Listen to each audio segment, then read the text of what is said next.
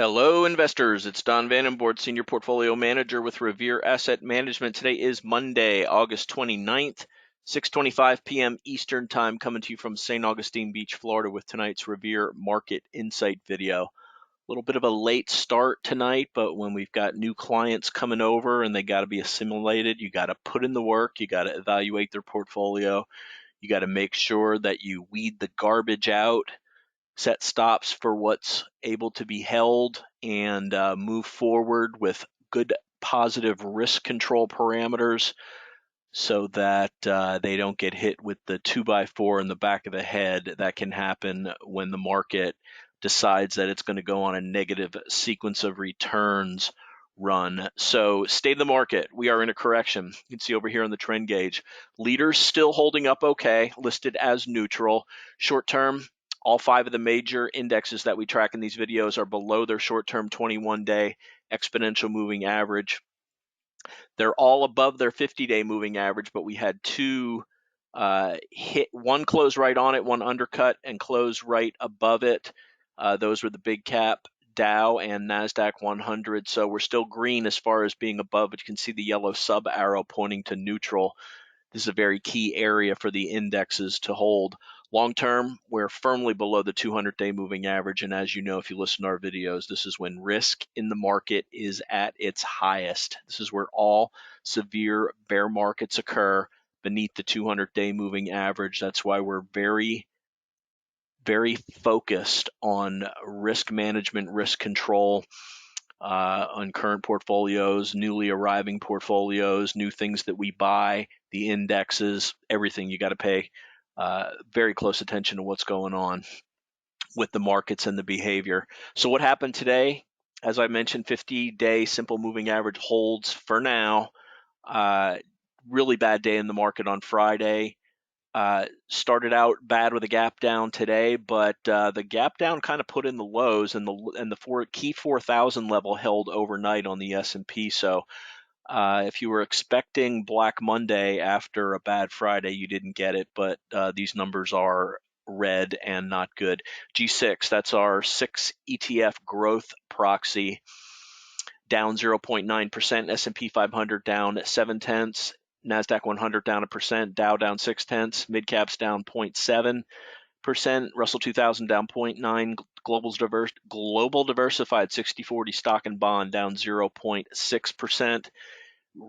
But we're happy to say green in-house today on GROTECTION, up by 0.1%. We'll go over what's left in the portfolio, and it'll show why we were positive today. So let's dive into that. But first, let's dive into a quick explanation of what we do here at Revere. We are very focused on protecting the downside.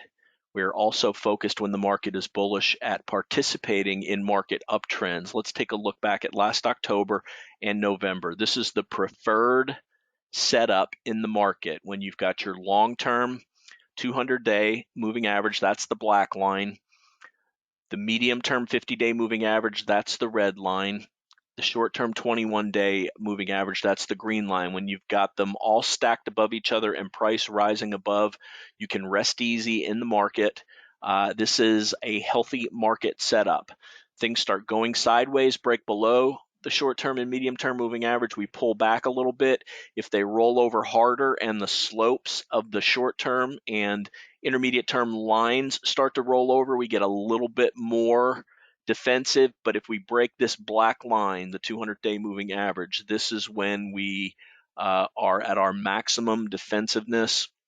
You can see we poked back above it a couple times, February and March. Things all changed on April 21st with this big breakdown, trying to get above the 200-day moving average. Couldn't do it, led to a big leg down in the market.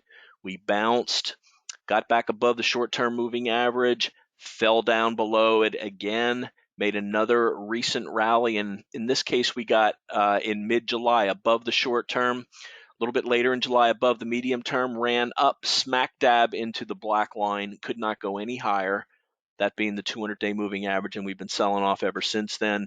And now with Friday, with Jerome Powell's speech, talking about there's going to be pain, talking about we are committed, talking about we are not cutting rates until inflation comes down to 2%.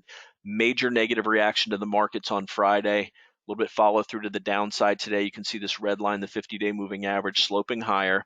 We touched it overnight on the futures, didn't touch it intraday. But let's take a look at the NASDAQ 100, where we did touch it and in fact close right on it. Note the lack of relative strength over the last 3 weeks on the NASDAQ 100. We've been pointing that out. The Dow Jones Industrial Average briefly undercut, closed just barely above its key 50-day moving average. Mid caps and small caps holding up much better, relatively speaking.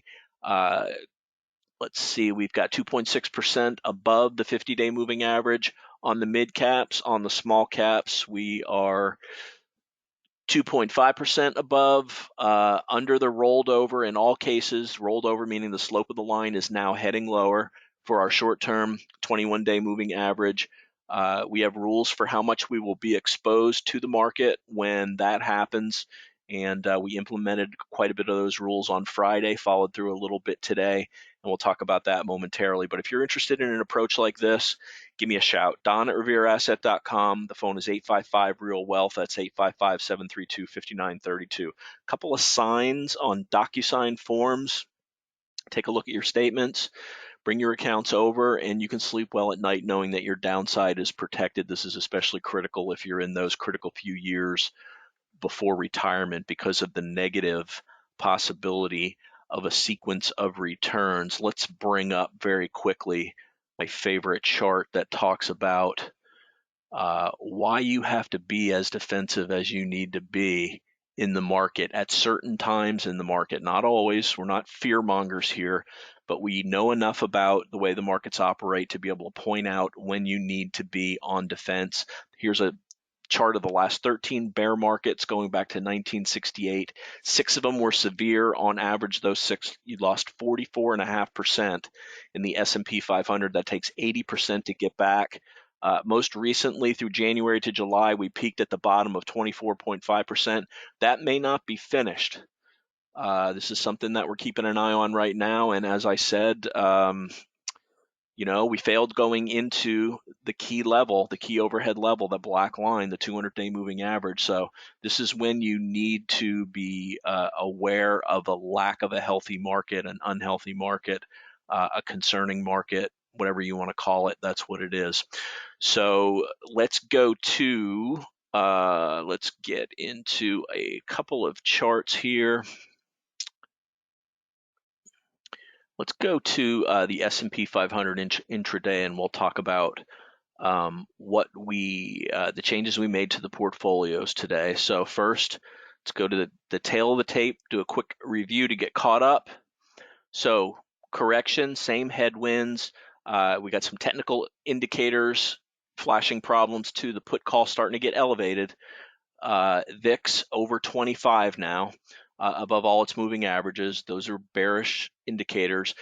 The fear and greed index, we always quote this. They did a change in the way they calculated over the weekend. It resulted in a jump up from 45 to 55.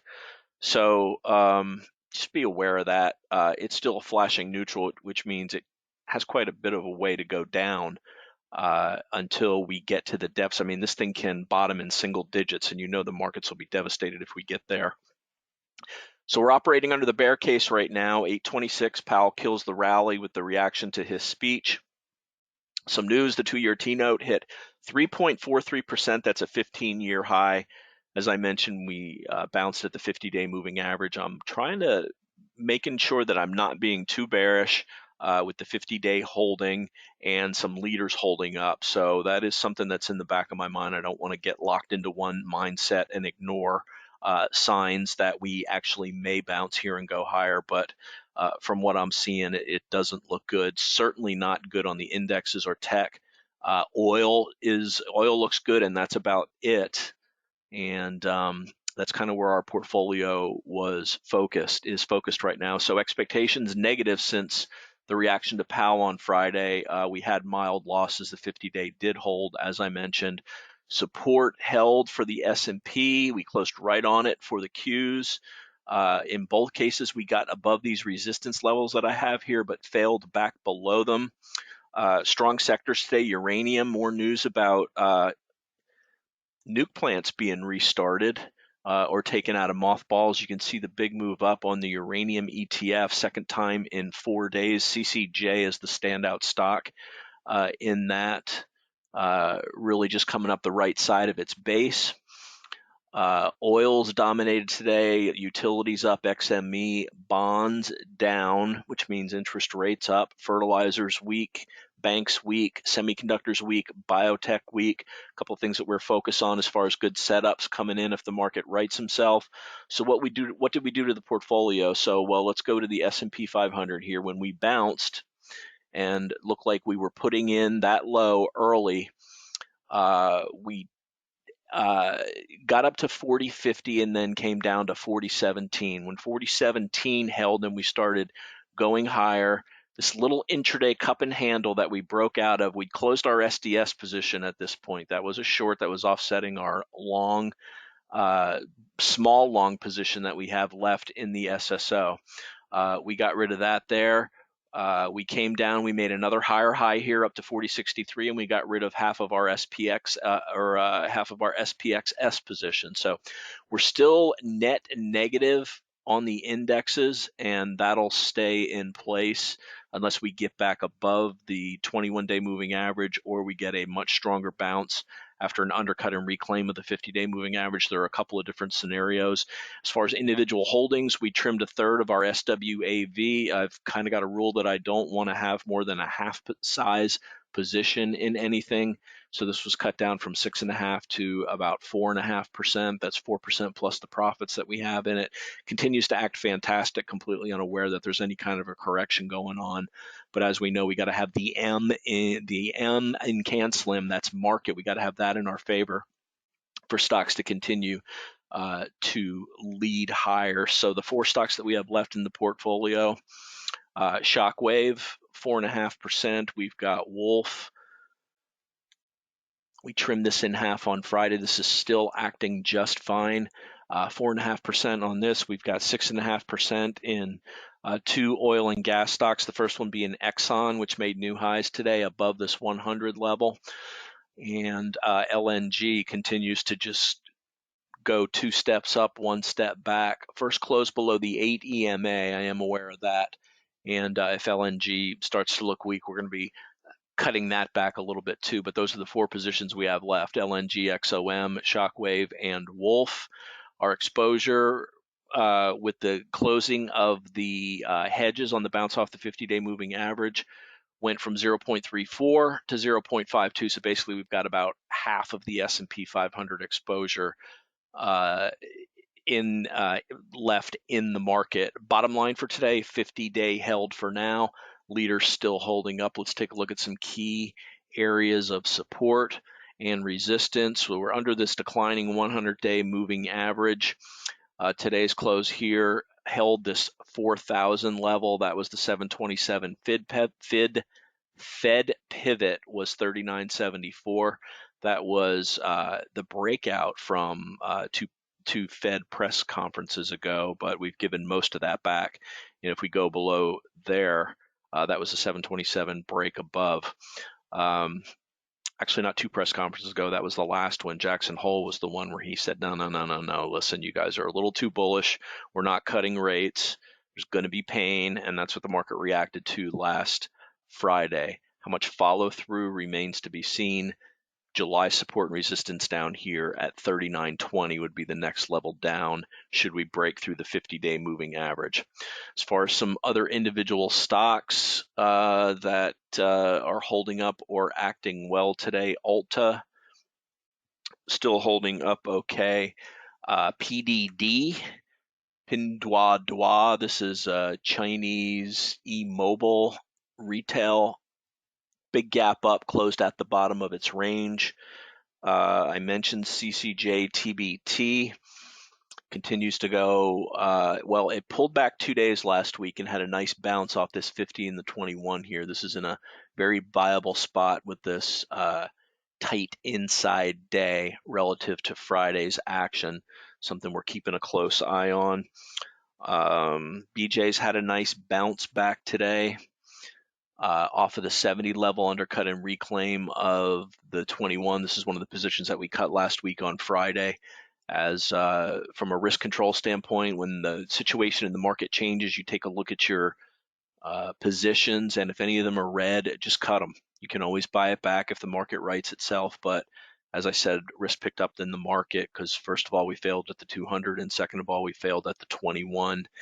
And right now, discretion, the better part of valor. So that's going to wrap it. As always, love to hear from you.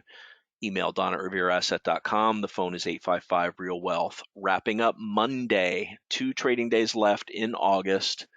We're holding on to very small gains in-house for the month while the market, let's see where the market is down for the month. The S&P 500 for the month is down 2.4%. So closing up Monday, August 29th. This is Don Vandenbord with Just the Facts. Remember, it's not how much you make in the market, it's how much you keep. Thanks for listening and have a great day.